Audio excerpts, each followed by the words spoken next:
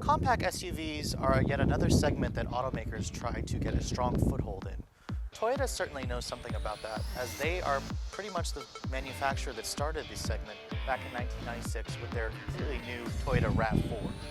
Now, RAV4 actually stands for Recreational Active Vehicle with Four-Wheel Drive. Some smart person at Toyota realized that a lot of consumers wanted an SUV but didn't necessarily want to drive around a big gas-guzzling brute that they couldn't fit into their garage. So hence this vehicle came out, a car-based SUV with a fuel-efficient four-cylinder engine and all the driving dynamics of just a regular sedan. Now, just because you're the first manufacturer to come out with the vehicle doesn't necessarily mean you're always the best. However, what you're looking at behind me is a 2010 Toyota RAV4 V6 Limited. When this generation actually came out in 2006, it was one of the best-selling and best crossovers in the segment. So let's take a look at why that is.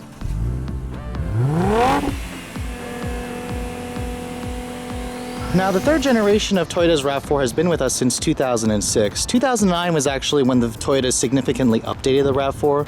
Now, this generation RAV4 is available in three trims. You have the base model, you have the mid-level sport, and then the top-of-the-line limited. What you're looking at is a limited with the V6 engine. You have two engine choices, the 2.4 liter or 2.5 liter four-cylinder and the 3.5 V6 from the Camry. Now, in terms of how this vehicle is aged, I actually think it's aged quite well. It's one of the few SUVs to date that still has the spare tire mounted on the back and then the side hinged rear tailgate that actually doesn't open up, it opens to the side.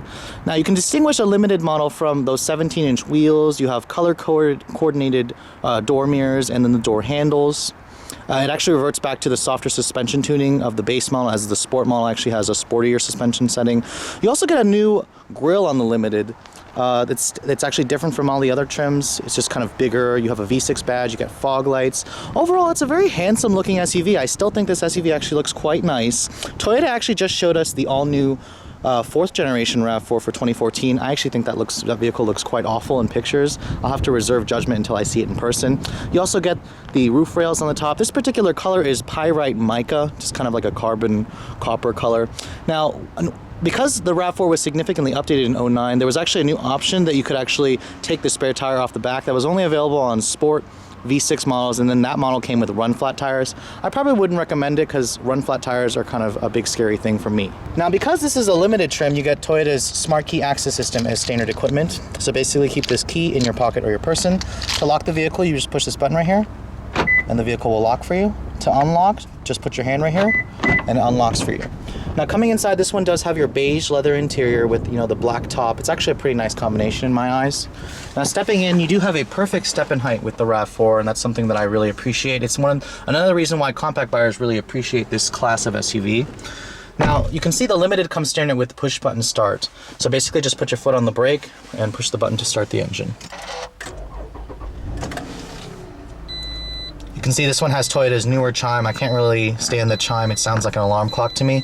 Now, the window is automatic up, down, and up for just the drivers, not the passengers. And you can see the interior in here is pretty dated in my eyes. It actually was a quite good-looking interior back in the day, but today it just looks kind of old. You have hard-touch plastic all over the dash materials. It's kind of similar to what you find in some of Toyota's Scion products, and then the Corolla. All hard touch. There's not really any soft touch surfaces anywhere on the dash. And you can see here you do get a little extra storage here. That's always been a RAV4 thing for this generation. Coming to the door panels, it's hard plastic up here. Same cheap material that's on the top of the dash. It is soft touch right here, perforated leather, because this is a limited model where your elbows will rest. And then it's all hard touch down here with a little bit of storage. You can see the Limited gives you a dual zone automatic climate control as standard equipment. All these buttons here. The other ones will have kind of three cheap rotary knobs. You have just Toyota's standard JBL 8-speaker sound system. You also get heated seats in this vehicle, but you can see it's an older design by the fact that it only has one level of heated seats, just either on or off. 5-speed automatic comes with the 3.5 liter V6. A good transmission, but a little bit antiquated. If you go with the 4-cylinder, you'll get a 4-speed auto, so I would probably recommend to avoid that. Coming to the glove box here, it isn't damped, and it cheaply kind of falls. It's not lined with felt or anything, just your standard stuff. The center console here actually houses your mirror controls and your aux port. I didn't find a USB in here, I could be wrong. You can see there's 2 levels of storage here for the center console, but the lid itself isn't very well planted to the floor, a little bit on the cheap side. I'm surprised it's not leather stitched. You do get a moonroof on this particular vehicle. Overall, a very nicely equipped RAV4. You also get a backup camera in the rearview mirror that just shows a small image, no distance, no trajectory. This is how pretty much you can tell this is somewhat of a dated vehicle. The steering wheel also is pretty old. It's an older design. You do get a nice leather wrapped. You get steering wheel controls, Bluetooth controls. That's part of an option package, even on the Limited. Bluetooth wasn't standard. Now coming to the rear seat of the RAV4, it's a pretty practical rear seat, one of the largest in the class in terms of space. And getting in, it's the same nice step in. You have a standard household outlet right here, but no vents back here, as you can see. The RAV4 was also one of the few SUVs that's available, compact SUVs available with a 3rd row seat. This one doesn't have it, but you can see the seat design itself was changed. You don't have to fold or take the headrest off to fold the seats down. And shutting the door panels are pretty much the same as the front. Cheap hard plastics, but you have leather stitch right here and just a little bottle holder down there. And you can see the seat itself is actually reclinable. You can actually fold it forward, and then you can actually pull the lever here and the seat will actually recline to give rear seat passengers a little bit more space. And to fold the seats, just pull the lever and the seat itself will fold down pretty easy. Now coming to the trunk of the RAV4, you can see that tailgate mounted, or the side mounted hinge for the tailgate. It doesn't swing open like most other compact SUVs. You can see the cargo area back here is quite generous. You get 73 cubic feet of space when you have the seats folded down. The one thing about the side mounted hinge, it's actually mounted on the wrong side. If you parallel park this vehicle on, the proper side, the tailgate is opening, toward the curb, which means you're going to have to go around it. Toyota should have made the tailgate open from the driver's side as opposed to the passenger side.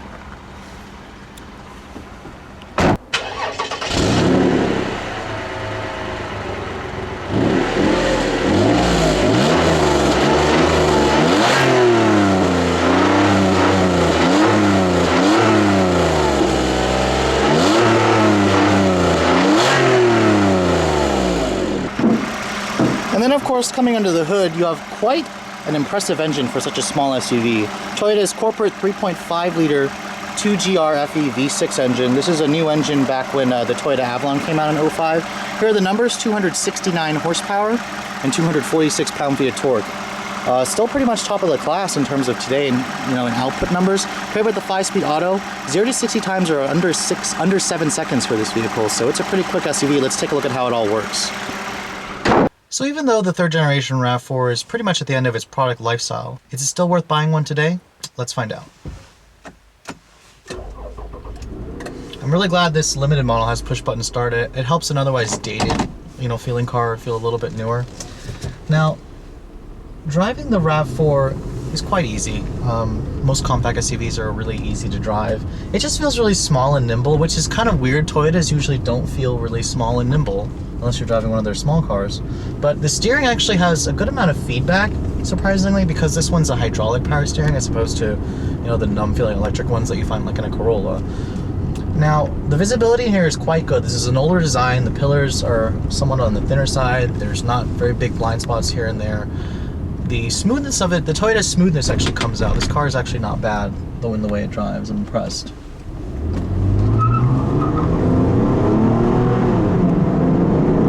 See, this thing has really impressive acceleration. I'm pretty confident that most of the buyers who go for this car are going to be quite impressed as soon as they put their foot down. I mean, the V6 really is kind of overkill for this car. And for 2014, Toyota actually has removed the V6 option, which as a driving enthusiast, I'm kind of really pissed off about. But for most consumers, they're probably not going to really care. It's just really impressive just how quick this engine is in this vehicle. Despite the fact that it has all-wheel drive, it can still trip the tires a tad. I mean, that is literally just like normal acceleration there. If you're a little twitchy with the gas on this vehicle, it can just take off, and you can see it kind of push everyone back. I mean, the engine is overkill. I can't stress that enough in this car. And I wouldn't get the V6 with front-wheel drive. That thing will torque steer like a monster. But everything else about the vehicle is kind of on the dated side. The steering, like I said, is actually not bad. It gives the RAV4 somewhat of a playful feeling. The visibility here is good. The ride comfort is a little on the floaty side. Typical Toyotas tend to be really floaty, and it's not as quiet as I thought it would be in this car. I mean, the car has new tires on it, but you can hear the road noise in here. A little bit, antiquated in the way it goes down the road for me. The ride height in here though is great. You have really good visibility. That's one of the reasons why people buy a compact SUV, is for that great visibility. The seats, on the other hand, feel a little bit flat. They probably would lack a lot of support for me on a longer trip, and I probably would start to feel achy after less than an hour. Now, trying to keep my right foot under control here, you can take off a little bit on the smoother side. Just be very, very careful with the throttle. The 5-speed automatic can get a little confused somewhat easily if you, kind of put your foot down part throttle. It'll kind of get confused. But if you're, kind of normal, it's a little bit smoother. Now, how does this car compare with, the rest of the competition? The CR-V definitely drives better in terms of handling and ride comfort. This car's ride is a little too floaty for me. The Escape is also a better combination. However, the Rav4 definitely has the best engine. That 3.5-liter V6 is really fast, and at 1926 with all-wheel drive, you're not really sacrificing that much MPG. The 4-cylinder gets 21, 27. I highly recommend going for the 6 if you're a driving enthusiast. For those of you who get quite scared with an aggressive throttle tip-in like that, probably go for the 4. But for those of you who want more power, the 6 will definitely satisfy you. Now, because this is a small SUV, the turning radius is actually quite good. And you can see mid-range pull is this engine's, strong suit as well. It doesn't really have the nice noises, at the higher end. A little surprising to me. Toyota's engines tend to be, refined, but this thing doesn't sound all that great at the higher roads. But anyway, so in terms of, purchasing one today, if you're gonna go for this RAV4 because you're faithful to Toyota, I would highly recommend the V6 with all-wheel drive. Don't get it with front-wheel drive, please. But I would also recommend the CR-V just because I think it has a nicer interior and a better ride quality, better handling. It also has a roomier interior than this vehicle. But it still represents a really great value in the used car market, so if you're in the market for one, check one out and find one in good condition like this. Anyways guys, thanks so much for watching. I'll catch you all later.